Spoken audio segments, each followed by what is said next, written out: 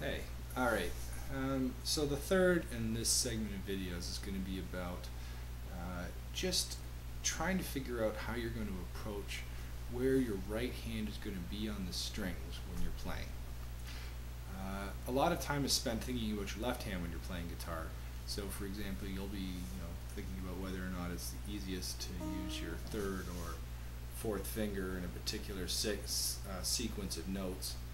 And there is no right answer. Like generally it's if you're starting here, it's first finger, second finger, third finger, fourth finger. But it doesn't necessarily mean that you don't go like that. There are times when you should go like that, in fact.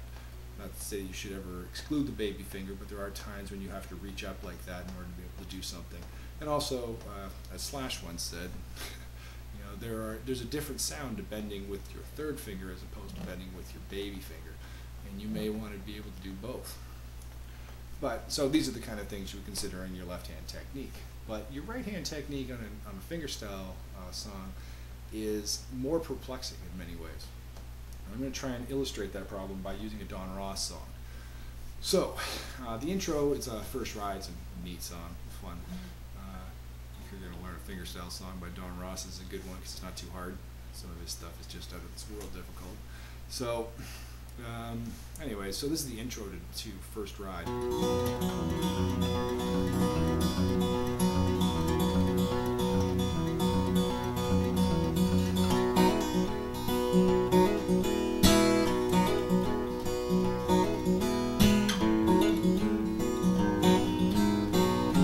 Anyways, so that's the intro. Now, what is interesting about that is that it follows the basic rule of fingerstyle guitar, that each one of your fingers is essentially controlling a specific string. So in the intro part, which is triplets, it's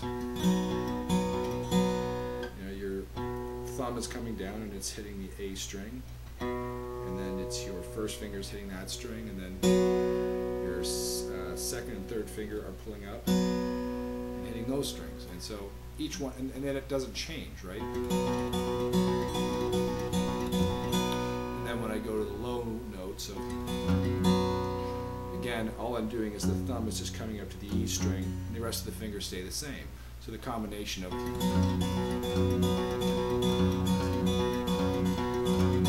only thing that I'm doing on the right hand there is going bung bung bung bung bung bung bung bung back and forth. Every other finger is just controlling the same string.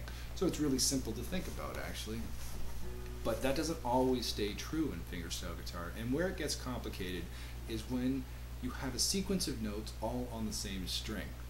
And I'll give you another example in the same song. So midway through, after the intro, it goes.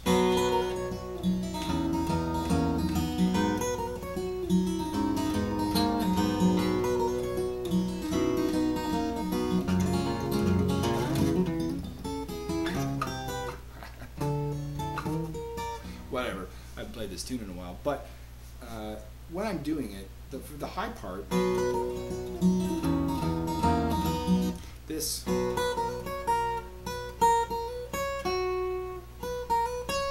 there are 3 strokes there.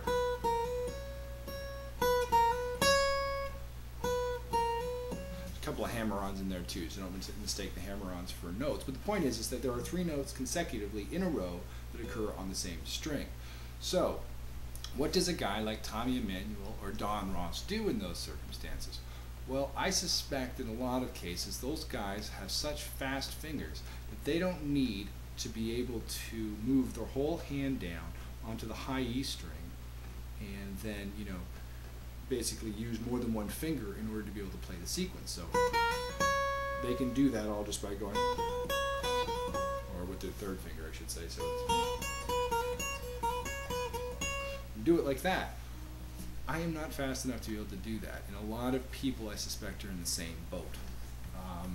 So what I do is I often ask myself, if I'm struggling with it and I'm not able to get up to the high E string or hit all those notes on the high E string with just one finger, I then decide, okay, I'm going to have to use more than one finger in order to do this. How am I going to do it? And the answer is unique in almost every situation that I've encountered. I almost never approach it the same way twice, and that may be a mistake. I suspect a guy like Don Ross might say, okay, don't listen to this guy because he's totally wacky. But what I find is just that there's ultimately a solution, but you have to think about it in terms of efficiency and what you can do accurately. And so for me, what I decided to do in that particular case is I moved my whole right hand up, and I go,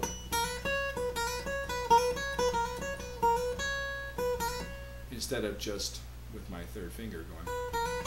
Because what I was finding when I was playing the song the second way is that it wasn't accurate, and I was making mistakes. So the point of the lesson is this.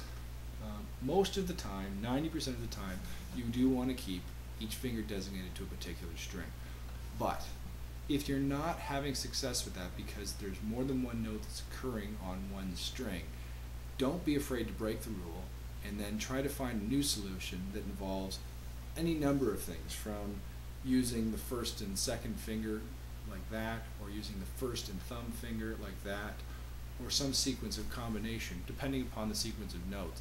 And you really have to think about it. And YouTube can help you too, because if you can find the guy who originally wrote the song and watch his fingering technique, you may go, oh, he's got a great solution to the problem, and watch his hands and copy him.